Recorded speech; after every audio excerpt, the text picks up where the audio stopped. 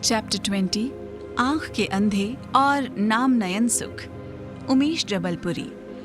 हमारे देश में ज़्यादा से ज़्यादा लोग सार्वजनिक स्थानों, अस्पतालों, सरकारी दफ्तरों आदि जगहों पर दीवारों पर जो सदाचार की बातें लिखी होती हैं उन्हें पढ़ते तो हैं लेकिन उनका पालन नहीं करते हैं।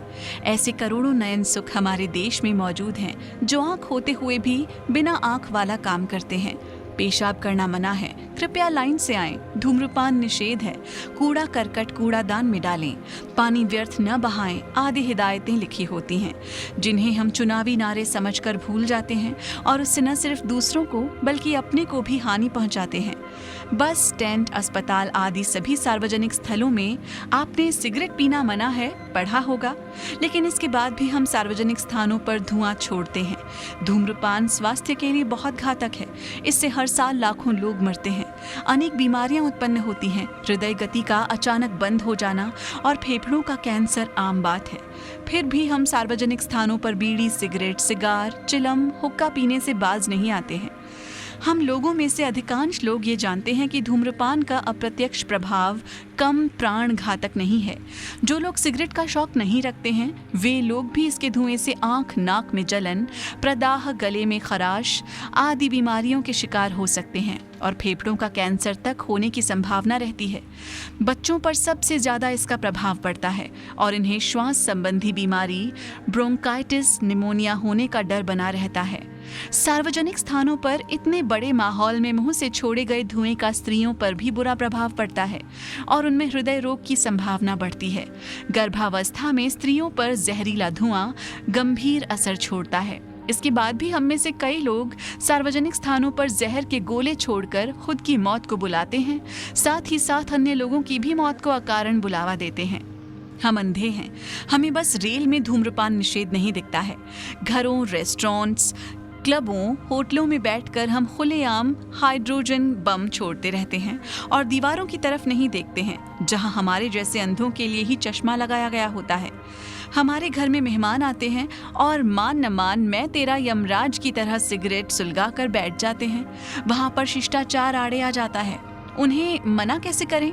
ऐसे लोगों के ऐश के लिए ऐशट्रे कभी न दें। यदि खुद शौकीन नहीं है तो ऐशट्रे ही घर में न रखें, शायद उन पर असर पड़ सकता है। वैसे तो खुले स्थानों पर गुल छोड़ने से बाज नहीं आते हैं, उन्हें बंद कमरे में रोकना बहुत मुश्किल है। जगह जगह लिखा रहता है पेशाब करना मना है, लेकिन तब भी हम छोटे बच्चों की तरह सड़क किनारे पेशाब करना शुरू कर देते हैं। धार्मिक स्थलों का भी ध्यान हमें नहीं रहता है।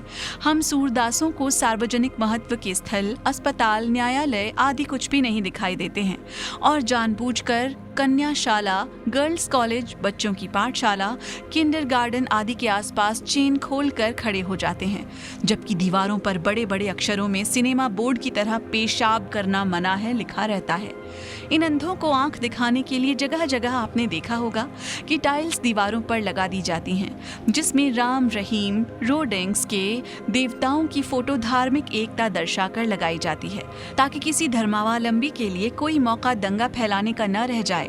जगह जगह दीवारों पर कचरा फेंकना मना है, थूकना मना है लिखा रहता है, लेकिन तब भी जगह जगह पान की पीकों से रंगी दीवारें और फर्श दिखते हैं जो देश में अनेक स्थानों पर फैली आतंकवादी हिंसा की याद ताज़ा करते हैं।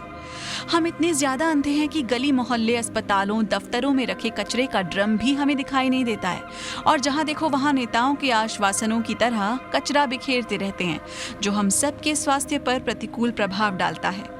कतार में लगना सिर्फ अंग्रेजों का काम था, हम लोग क्यों में क्यों लगे? कोई बता सकता है? लाइन में लगकर टिकट लेना, बस में चढ़ना आदि बातें हमें अच्छी नहीं लगती हैं और दीवारों पर लिखी बातें लाइन से आए को हम ठेंगा दिखाते हैं और भीड़ में बेकतार होकर भगदड़ के शिकार बनते हैं।